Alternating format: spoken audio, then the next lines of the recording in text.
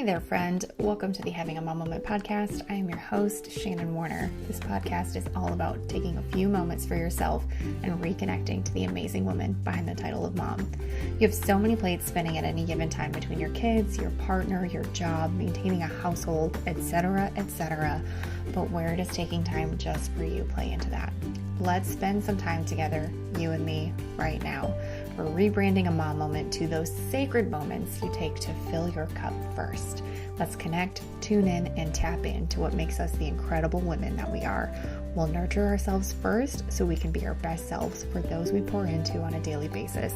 We'll also bask in the beautiful wisdom of other moms to learn about the ways in which they've tapped into alignment in their own motherhood journeys. Come on, mama, it's your time. We're having a mom moment.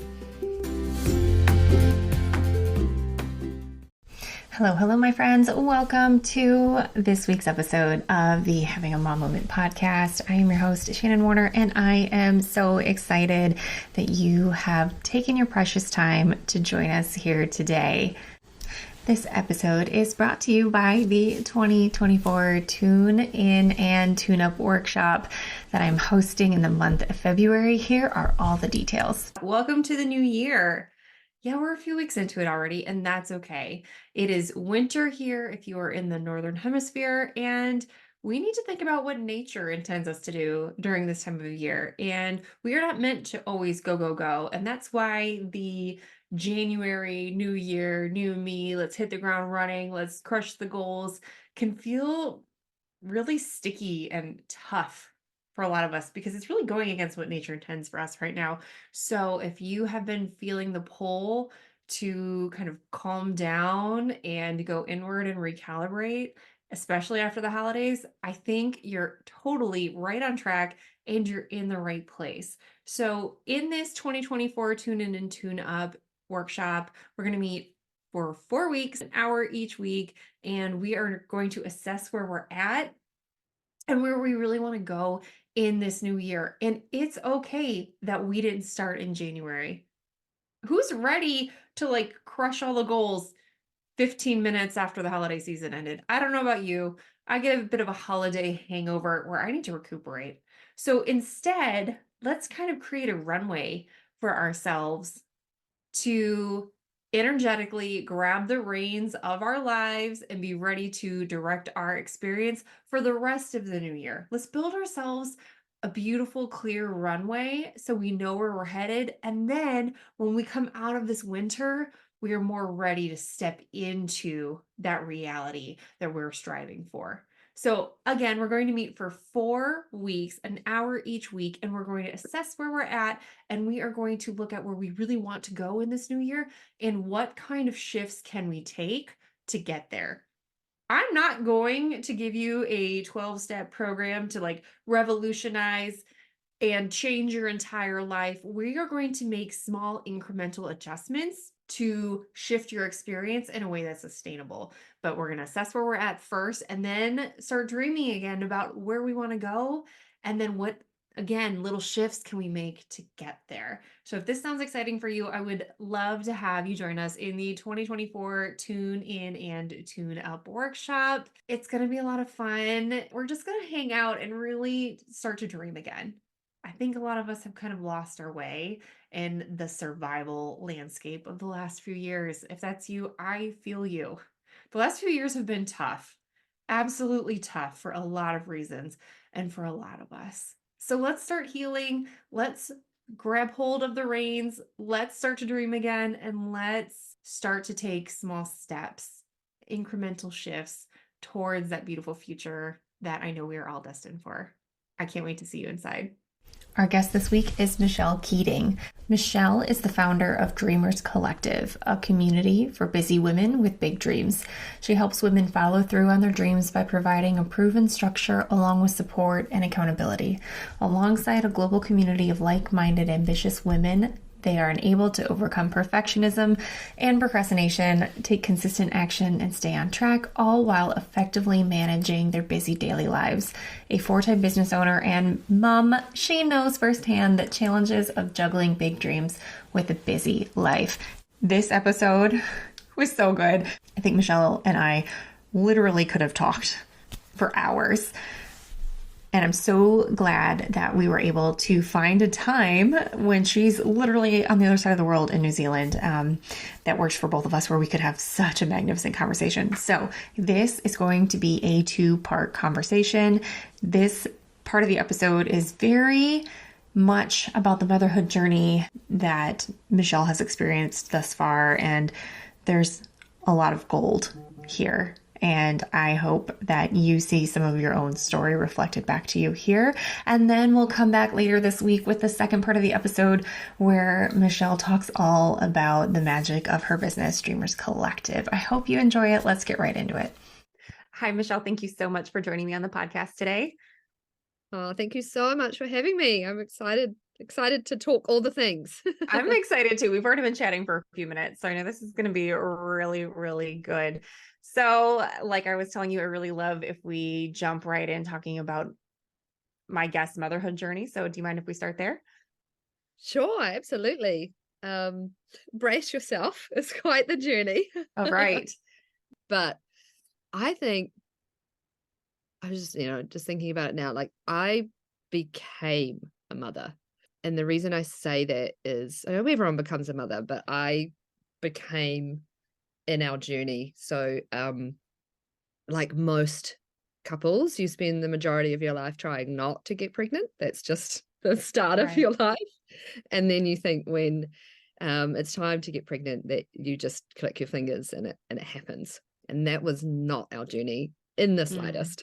So I also wanted to leave my job. So I thought that having a baby was like the ticket to doing what I love. And the universe, life, had very different plans for me. So it didn't happen straight away. And in the end, it took 4 years, 2 miscarriages, hypnotherapy, naturopath, and eventually our beautiful girl came to us via our first round of IVF. That's a lot. So it was a lot. And I had friends and my favorite gym instructor have their second child before we conceived our first. Yeah. So it was hard.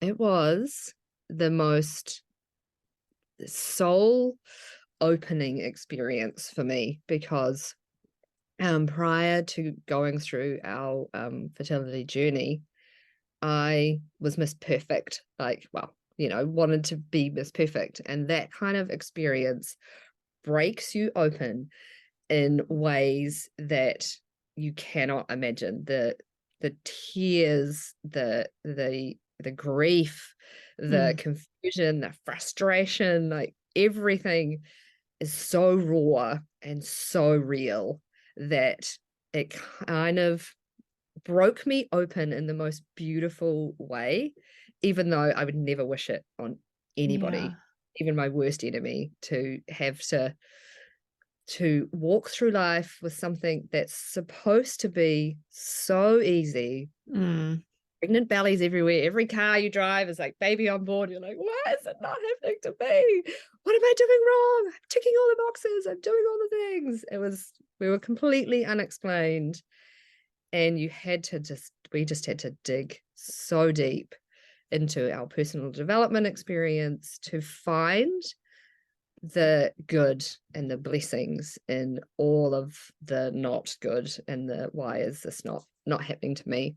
And like beautifully, like I had the whole, I want it to be everything needs to be natural, and that this is the way that it's supposed to be done. And my whole journey from conception to birth was nothing that was the perfect way to do it, but it couldn't have been more beautiful. So even like the moment when the embryo was transferred, the whole room, just, you could hear a pin drop, and an old Eagles song was on the radio, and you could almost hear the clock tick, and it was the words, "I have a peaceful, easy feeling you won't let me down."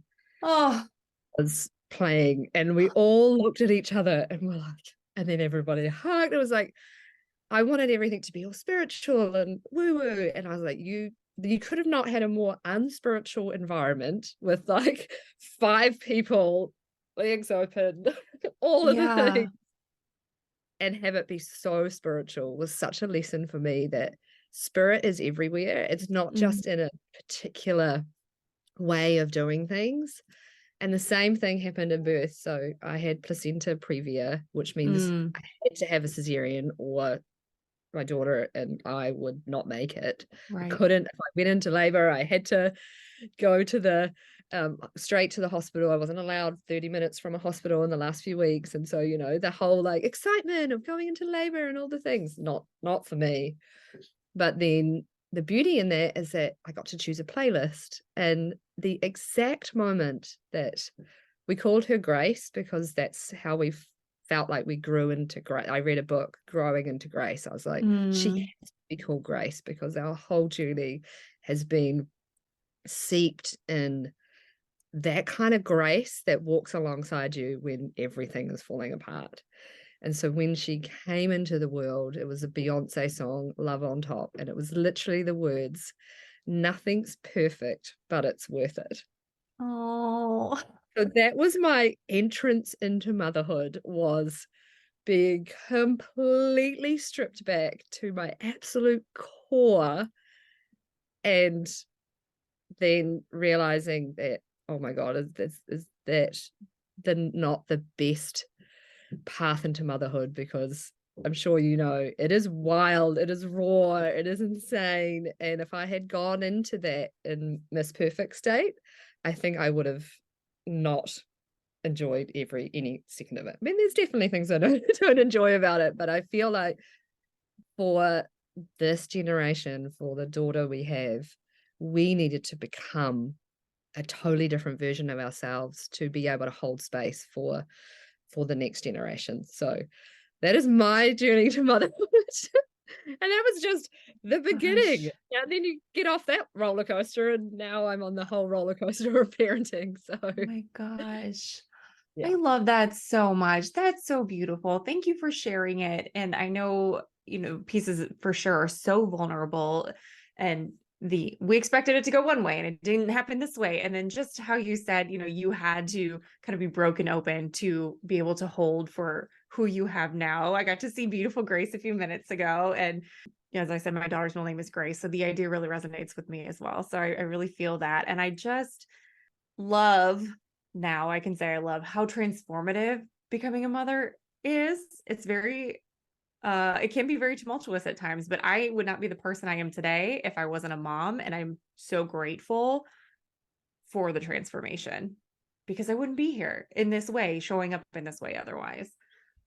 I think it's we do not give that whole process enough space, Mm. grace, presence, because I remember going to my baby shower and I wore my like Louboutin shoes because I love them. Like Oh, they didn't stay on for long, but I remember like the whole lead up to it. It was like my friend like put this, like it was the baby shower of all baby showers because we'd waited so long for the baby yeah. shower.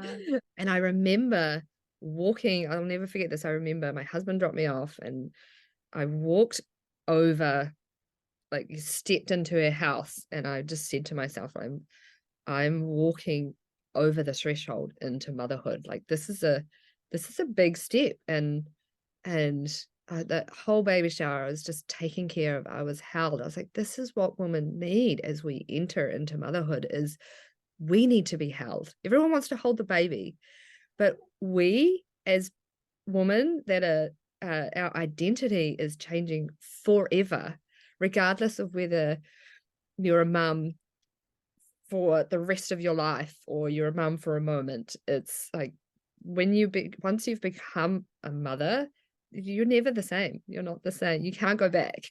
And I think that is something that, you know, I wasn't prepared for.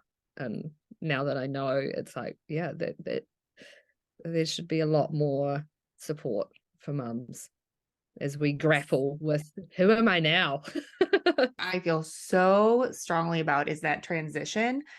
And a lot of societies, there is a lot more support for moms, and in other cultures where you're moving back home and there's someone to support you while you're transitioning and you have this new baby. There are just a lot more systems in other places in the world. I can only speak from my experience here in the States, but everyone's like, how are you, mama? Up until you have the baby, and then it's how's the baby? How's the baby? And you're like, excuse me. Not only am I sleep deprived, but I have no idea which way is up, and I have no idea who I am, and I don't know what's happening. And it's such a vulnerable time. And we're just expected to be like, this is fine. Everything's fine. Oh, and I'm going back to work next week. It's wild. Yeah, it is. I know, like I went to this really cool workshop. My sister brought me a voucher, which was supposed to be for a massage, and I chose to spend it on a workshop called Joyful Postpartum. Oh. Because I was from my earlier years, like I was terrified that I would um develop postpartum depression. So I was like, I'm going to do everything I can to prepare myself. And I like spoke to people to give them permission to call it out if they saw it in me, because that was so it was one of the many fears that came up as we were decided to become pregnant. The first one was like, am I gonna get fat? Like, how drilled into us is that whole fear of you're gonna lose your body and all of the things. But this workshop, it was run by a lady, and she's a postpartum doula, and she owned this beautiful, it was called Bella Mama, so like a massage center for mums, and they still do this like 4-hour package for mums where you get to have a nap. It's like you get a massage and there's a nap room. Oh my gosh. I haven't treated myself to it yet, but it's like, isn't That that what sounds everyone amazing. Wow. And so she did this workshop, and she shared about some of the Eastern cultures where they have the 40 days where they don't like leave the bed, and they don't shower. And I was like, previously, I was like, that, we're supposed to be up and at it within a week. And I really just went, that makes so much sense. And then she talked about the village, and basically was saying, do as little as you can and get as many people to take care of you as you can. So it was the most beautiful permission for me. Like, I obviously found it and chose it and wanted it, but the permission to go, you could do it this way and you're going to end up depleted and probably more devastated and more susceptible to what you're afraid of. But if you do it this way, then you at least give yourself a fighting chance. So I had like my mother-in-law cook meals. Like, I asked for help from you made this like village map of who could do what and who would be good at that. So every single one of my friends has folded mine and my husband's underwear. Because like, if you're coming over, you're folding the washing. And yeah, I had this like tea and coffee station set up so people could do that for me, because we don't get taught that to ask for, we're like, oh, we have to do it everything for the baby, and we're supposed to be the bounce back generation, where it's like, we need to allow people to look after us while, at least in those first 30, the fourth trimester, they talk about it, that 12 weeks where we, as you say, we don't know which way is up, and we are adapting and adjusting. And even a quote unquote normal baby who doesn't have any feeding issues or any major sleeping issues, like even a normal baby still wakes and cries for no unknown reason and has all the things, and it's a lot, such a lot. It is. And to think about working or cleaning or any of those things, while you can do it, it comes at a cost to your own well-being and sometimes sanity. I am so glad you're saying all of this. It's something I'm really passionate about, is because I didn't do it. It's encouraging other moms, new moms, to ask for help. But I recently not got into it, but there was a discourse over an Instagram post. It wasn't my post, it was somebody else's post. And it was supposed to be funny, but it was something along the lines of like, oh, you want to come see the baby? Thanks, I need help folding the laundry, or thanks, I need help cleaning the bathroom, or something like that. And the responses were shocking. They were very much like, you're so entitled. Of course, nobody wants to come over. And the entitlement that you want somebody to come clean your house and do your chores. Like, I was shocked and appalled. And I, just made a comment like, yeah, we should absolutely encourage new moms to ask for help. Like, you want to go see the baby, bring her a coffee. You want to go see the baby, ask her if she needs lunch on the way. Like, you can do these things, offer to help. And the response was, you're so entitled. You're so entitled that you want somebody to clean your house for you. And it's like, what is this? So crazy. And if it had not been for that workshop, I would have fallen prey to that mentality. Yeah. Like I'm now like when I find out someone's pregnant, I'm like, okay, so what do you like to eat? Because I want to come and see the baby, but you will get food, lots of it.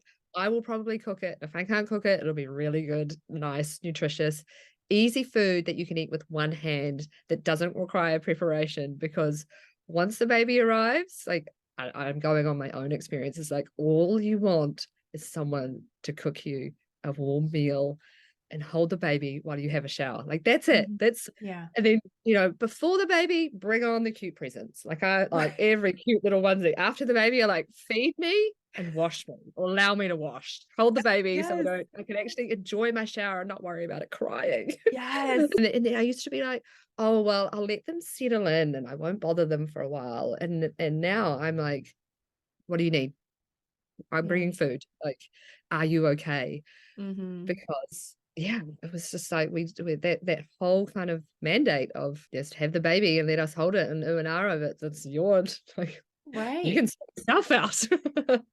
Shouldn't you be now like cooking a 3-course meal and making sure everyone's like, I say, no, not for the first little while. Give us a moment. Give us a moment. I know. And I was the woman that if someone was like, can I come visit? I was like, oh my gosh, now I have to clean my house, where I know people ultimately don't care, but I cared. I was like, I feel like a mess. I feel like my house looks like a mess. Like, no, I don't really want to invite people over right now, which is a whole other thing. But I don't know why it is that we're just like, nah, you're fine.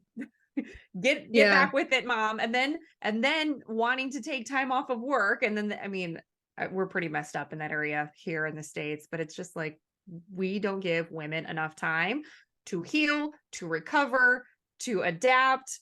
They're just like, you've been off of work for 6 weeks, go back. Bye. Don't talk about your baby when you get there.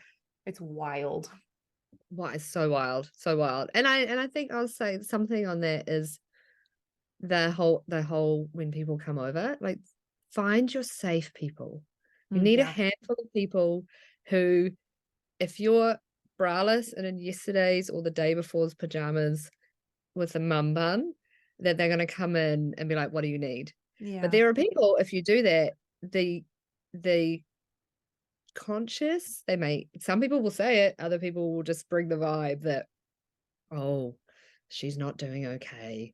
Oh, you should have seen her. Oh, she was such a mess. And there are people still in my life where, because of my journey and my knowledge of their own inability to be with vulnerability and to be vulnerable themselves, it's no good for either of us for me to force the vulnerable onto the people who are like, I can't deal with it. So there are definitely people where I had to kind of work out, I can do one visit a day and there will be people who will understand, and then people who will judge. We'll just adapt slightly because that's my own protection.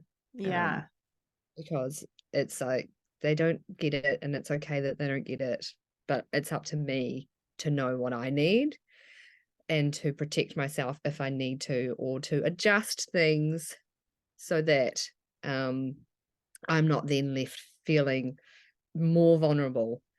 Whereas you've got the safe people who they are just like, I get it. Go have a shower. We will take photos of the baby and cuddle it, and you even go and have a nap. Like, I'm just going to sit here for a couple of hours. Don't like, just go, and you'll just feel so safe. We need those small handful of people. So yes, that would be my life.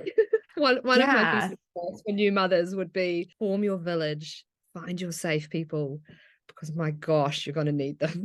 Yeah. And it may not be who you expect either. I had a neighbor at the time, we lived somewhere else, and Yeah. I knew this woman because I worked with her sister, or I had worked with, I don't remember if she and I still work together, but her sister was my coworker. And so I kind of knew her, not well, but one day she caught me while I was taking a walk. I was still on maternity leave. And she, hey, how are you doing? I heard about the baby. Congratulations. She's beautiful, blah, blah, blah. And she was like, listen, she's like, I know you don't know me that well. She's like, but if you just need to take a shower and pee, she's like, I would be happy just to come over and hold her so you can do that. And I was like, I know I don't know you that well, but I can tell you get it. I know you well enough to know that you're a safe person. She had a whole bunch of, like, a gaggle of her own children. So like I knew she'd been there, done that. And it's like, okay, like it may not be the people that you think, or someone may come out of the woodwork and surprise you and take them up on it. I didn't, because I went back to work like the next week, but like I should have. I should have taken her up on it. But even who's saying it, like, even if you don't even take them up on it, and then saying it, like we had a neighbor, like a direct neighbor, and she's like, I don't want to scare you, but I'm just going to tell you these things because no one told me. and Yes. and I wish I'd known, because it would have made the whole experience a lot less shameful and a lot less isolating. And so Yeah. when it happened, you're like, okay, there's one person who this is normal. Like, I did this really cute thing.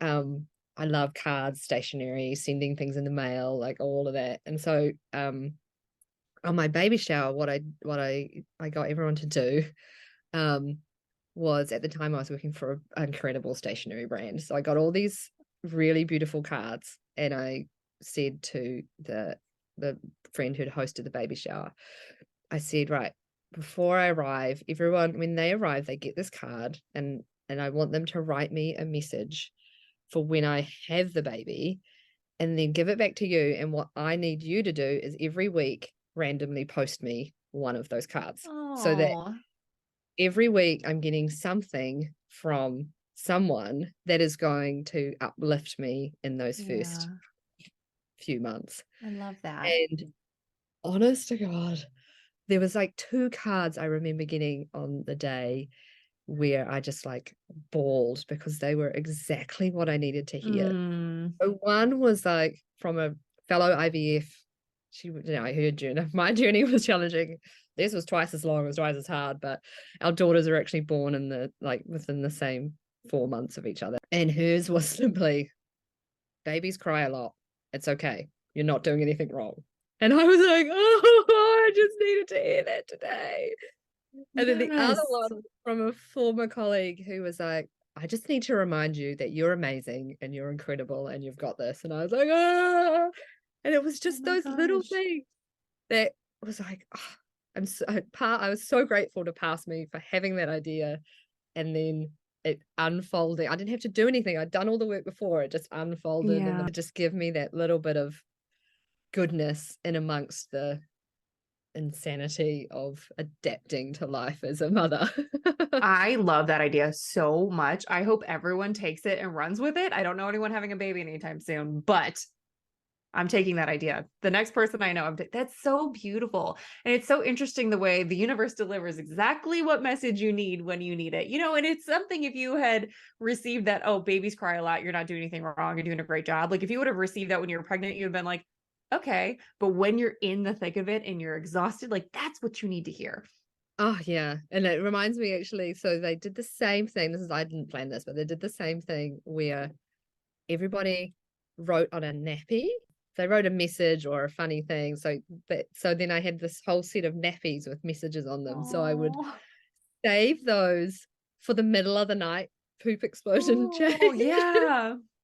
And so I would be like, 3, 4 in the morning, and I'd pull one randomly, and I'd like put my phone light on, and then I would just connect me with a friend in the middle of the night. Some of them were hilarious, some of them were sweet, but it was Oh, this whole thing of like, I'm not alone, even in the middle of the night, where husband has to work, so he's in the other room. It's me getting up all this time, but I'm not alone. I'm not alone. And I did the same thing. I had two other I call them veteran mums. The one was having her fourth baby, Wow. and the other was having her third, but we were all in the same month. And I remember one night just like setting up a Facebook Messenger group and going, well, I know you guys are going to be up in the middle of the night. So hi. And it was really only for like 3 or 4 months, but we would message each other in the middle of the night. We would talk about which bottles to use and which, dummies. And, some of their kids were at school and older. I could ask those questions of like, is this normal? is this okay? And they'd Yeah. give me reassurance. And it was that little micro community. We had a really good coffee group community. I don't know if you do that in the States, like the coffee group mums, how they get together with the babies and drink coffee, but really just keep each other sane. I think they have something like that around here. Usually the churches are hosting them. But I have never participated. I didn't know that they were a thing until very recently, but yeah. They're like a lifesaver. So they kind of get organized through the antenatal classes that we do in New Zealand. And so you have the group of strangers, but the babies are all born within like 6 weeks of each other. And we would just meet at a local cafe and have coffee, and the babies would sleep or not sleep or like jiggle up and down. The poor baby, which we never saw. We're like, oh, that's what you look like. But we kept each other together because even though every baby was different, we were all in it together. So I think it's so important to have people that are in it together. They're in it at the coalface. And then there's the people that their children are older, but they get it. Like you said, your neighbor, they get it. To just hold space for you as you go, what's normal? What's not normal? Am I doing the right thing? It's so important. I love that is a thing that just exists in New Zealand. That's incredible. Here, postpartum, generally, it's a 6-week checkup with your OBGYN. That's it. You like fill out a form of basically if you're exhibiting symptoms of postpartum depression or not, which a lot of people are not by 6 weeks. Usually that comes, not usually, oftentimes the oxytocin is like sky high at 6 weeks. Like, body and everything. Yeah. So they're basically like, you're healed enough to go back to your quote unquote activities, and you look like you're doing okay. So we'll see you at your next annual exam. Like that's it. That's all we have in place unless we go out seeking our own services. So I love that something exists where you're in a group and you're going through it with someone else, because if you don't have somebody in a similar phase of life as you, like you're on your own island and you don't know what to do. Oh my God, I can't even begin to imagine what that must be like for mothers in the States. Like we have I don't think it's government funded, but it's like somehow, it exists. And it's a telephone number that you can call any time of day or night, and you will speak to it's called Plunket here. It's a Plunket nurse. So they're a trained professional that will talk you through anything. It's free. Wow. I have called it at 4 a.m. the first time Grace had a stomach bug, because I'm like, what do I do? And there's someone calm, totally out of the situation, on the other end of the phone, who knows their stuff. And they go through and they're like, okay, well, I can talk you through this, or you should now go to the A&E emergency. Or when you're going, I don't know what's happening, they go, okay, this is what you need to do. And sometimes they'll help you, and then sometimes they'll say, I recommend you now. It could be within the next 24 hours, or they recommend, no, you should go now. And honestly, I feel really grateful that I had the courage to pick up the phone, because I know not everybody feels comfortable, but I'd set myself up in a way where I was like, I'm getting all the help I can, because there's a life at stake here, and I don't know. If I don't ask, the gremlins in my head are going to make up 1,000,001 terrible stories, which is probably just a mild cold, but I've now decided we're all going to die. To have someone you can just be like, no, okay, this is what you need to do. Okay, cool, I can do that. You're my sanity in the midst of the insanity. Because I remember when, like, the second night in the hospital after I had Grace, I couldn't sleep because I was so afraid she'd stop breathing. Like, I was so terrified. And this is my whole honest experience of becoming a mother, is I've never felt more in love and more afraid at the same time. Yes. And so I like called Yes. the midwife, and I was like, I can't sleep. I'm worried she's gonna stop breathing because she's so precious. And they're like, would you like me to take her so you can get some sleep? I was like, yes, please. Yes, please. Right. So I Right. was like, it'll be probably an hour, and then they come back and they're like, well, she needs feeding. But that sleep, so deep, because you're like, my baby is safe. Whereas I was looking at her going, she's still breathing. She's still breathing. That's my Yes. whole, that's what Oh my my gosh. experience of becoming a mother was. So in love, so terrified. Oh my gosh. And just like use the resources that you have available to you. Okay, so my first daughter was born in what they call a quote unquote baby friendly hospital. What a baby friendly hospital is not is mother friendly. And I could go on a whole tirade about that, but there's no nursery available unless you're like in dire straits. Like unless you're like healing from something went terribly wrong in your otherwise the baby's in your room the whole time, which I understand on one end, but if you're having a situation like you're explaining, you're not sleeping and no one's coming to rescue you.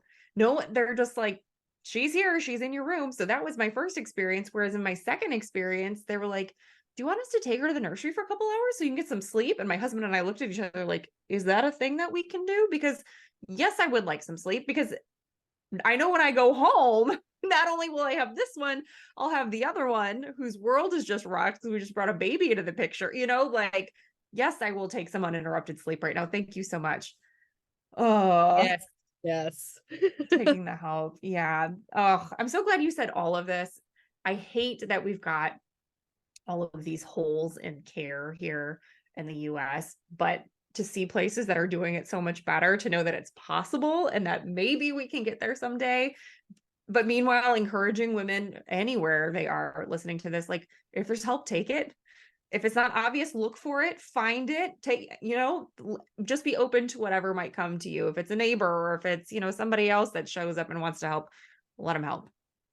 Absolutely, yeah. If there's one time in your life when you could be quote unquote entitled, it's like Mm-hmm. just made another human. You brought life into the world. If that's not the most sacred experience, I don't know what is. Yeah. And Yeah. if there's one, even if it's just for the 12 weeks, if that's it, and then you go back to being everything to Yeah. everyone, allow yourself just basically say yes to any offer, even if you don't want it. Like, want some potatoes? Yes.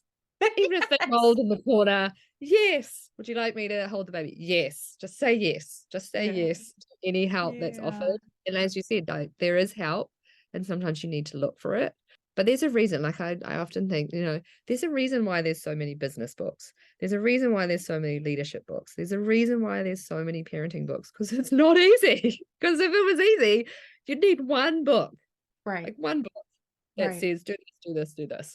But Yep. those areas where there's people involved, it's like that's why there's so many books, because it's an indication that it's not easy and people need advice. Yeah. So true. Oh my gosh. Find advice. Like, I remember looking, there was a scale of parenting, and I really liked it. It was more around the sort of nature versus artificial. So there's, not parent, no, it wasn't parenting, it was not the behavior stuff, it was more the physical stuff. And there was like, the one side was really natural, and one side, so you'd imagine everything was organic and cloth nappies and all of Mm-hmm. that. And on the other side, it was the, fully disposable. We call them nappies. I think you call them diapers. So I full like disposable. nappies better. I'm gonna say nappies now. Medicine, all of that, that's the kind of scale. And they had names for them. There was like crunchy or silky and crunchy. Like, crunchy was the more natural and silky was the more convenience side of things. Didn't worry too much about the environment and chemicals and things. And I looked at that and I went, well, I'm not that, but I'm not that. And they had a term for in the middle, which was scrunchy. So I like like, that. I was one thing I really wanted to do was cloth nappies, because I'm really interested in that sort of side of things. But then it was also, so I have this saying that I use in my work and my life that changed my life, and it's 80% is perfection. So for Miss, like, Oh, needed to be perfect, someone said it in an event I went along to, and it was like, boom, light bulb. You mean I can be Yes. perfect, but I don't have to do 100%? So it was like the cure for my perfectionism was 80% is perfect. I love And so that. with the cloth nappies, I would do it during the day, and I loved it. I loved washing them. I loved hanging them up. And then if we were going on a long trip or somewhere where it just wasn't going to be easy, then I would have a few disposables. So I kind of that 80-20, like 80%. And I was so thrilled with that. And then Grace got all wriggly and that was over. But it was like, for that time, I was so happy. But I didn't force myself to do it like to that we can get ourselves into those like spaces where it's so rigid and it's so like I must do this. And if I don't do I remember posting about giving Grace a dummy and I was so torn up about it. And I read another really good Facebook group and I just like typed it out in a safe space. And I realized that what was being triggered was the want, the need, the desire to be the perfect mother. And just typing it out in a safe space allowed me to be like, okay, no, you know what? I'm just gonna stop driving myself insane trying. It was like this thing, give her a dummy but then take it away at 4 months, and I was trying and the settling was not happening and I was spending hours, and then I was like, you're not going to ruin her by giving her a Right. pacifier dummy. I don't know what the term in the States is. Yeah. And then she eventually gave it away herself, and it's not a thing. It's not a thing. But it was such a thing for me in the moment, and until I had that safe space to type out. Like I'm a journaler and I have to get my thoughts out, either speaking, and I could see it. I'm like, aha, I got you. I got that tendency. There it is. The perfectionism coming back through the dummy. Yeah. Let's let it go. There are more important things than doing this perfectly. That's so good. And it carries over into everything. I love it. I wrote it down. I love it so much. But also like it doesn't have to be an all or nothing on this, on the same thread. Like you can do this and this can also be true over here and it's also all okay. Yeah. Yeah.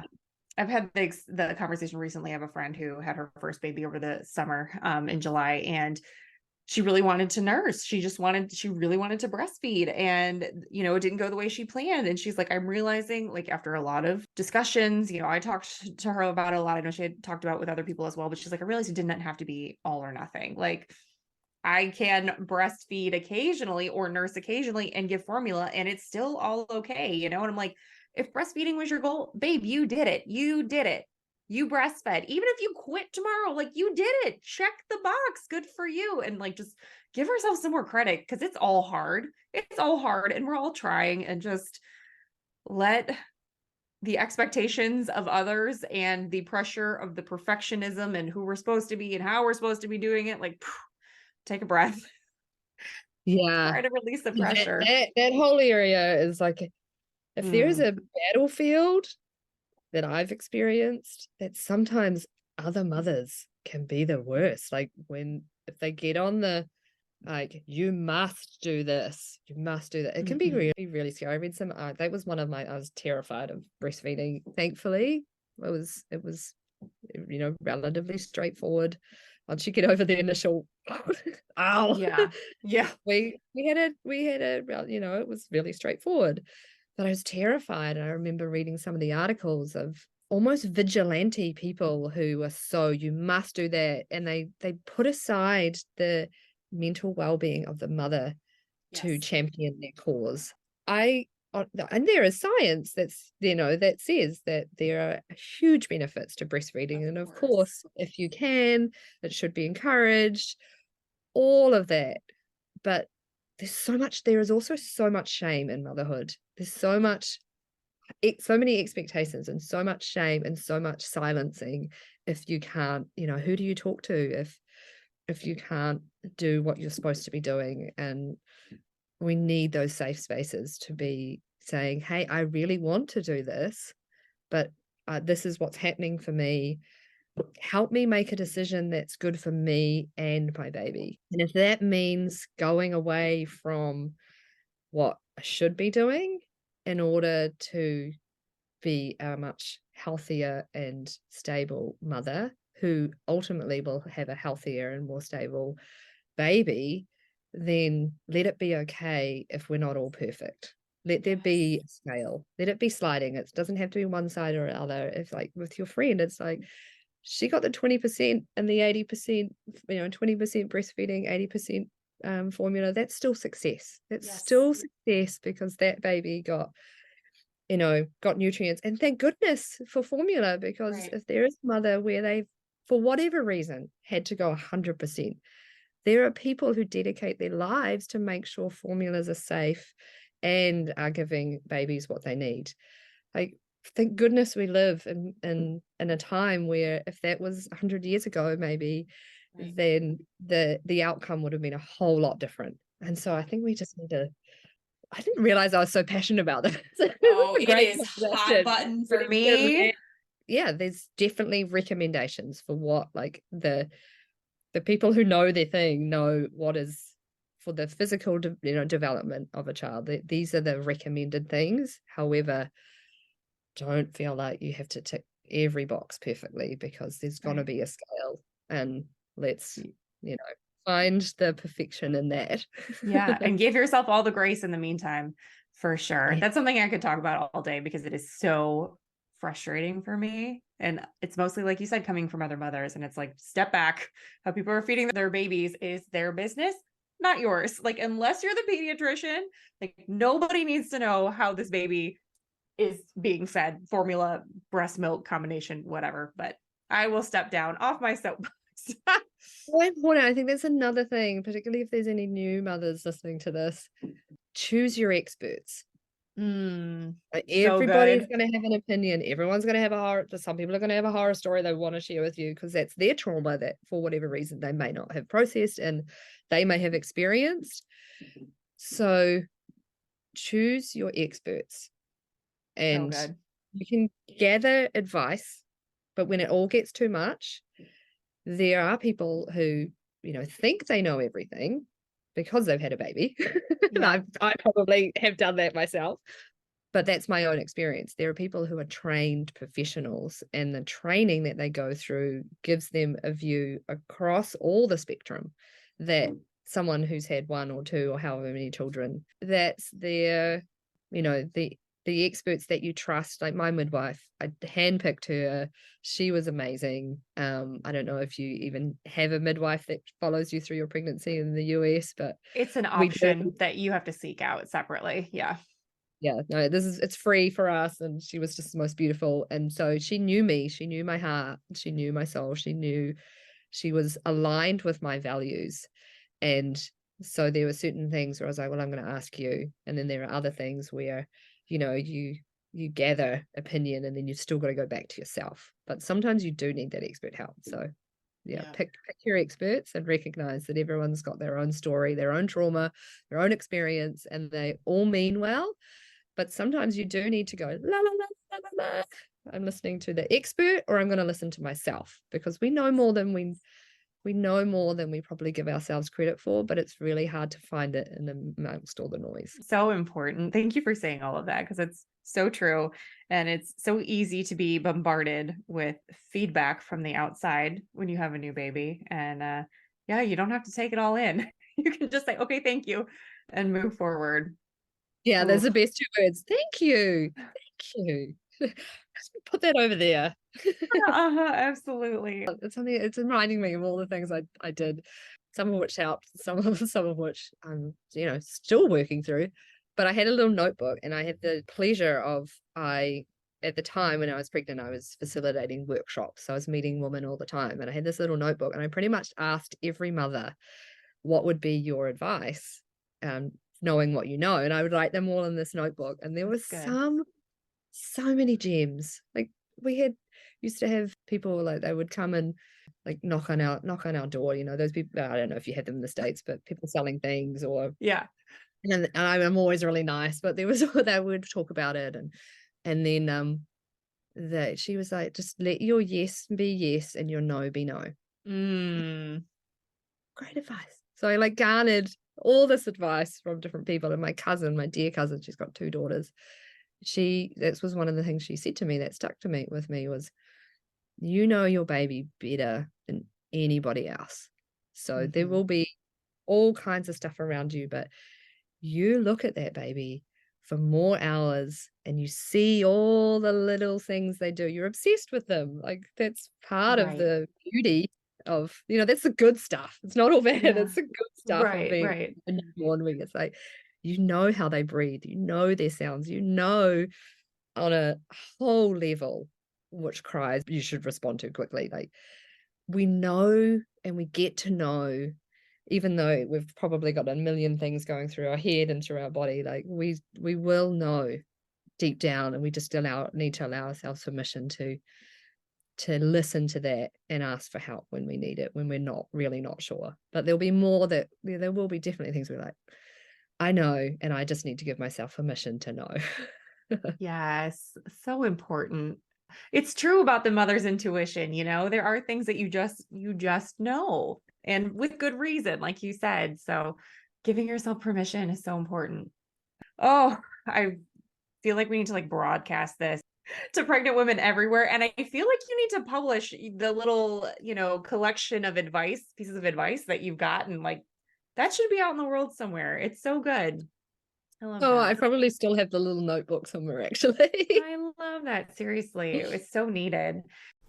And friends, we are going to pause right here, but there is so much more to this incredible conversation with Michelle Keating. So be sure to check out part 2 coming later this week. Yes, a double episode week for you. I'm so excited to share it with you. So I will see you back here next time on the Having a Mom Moment podcast.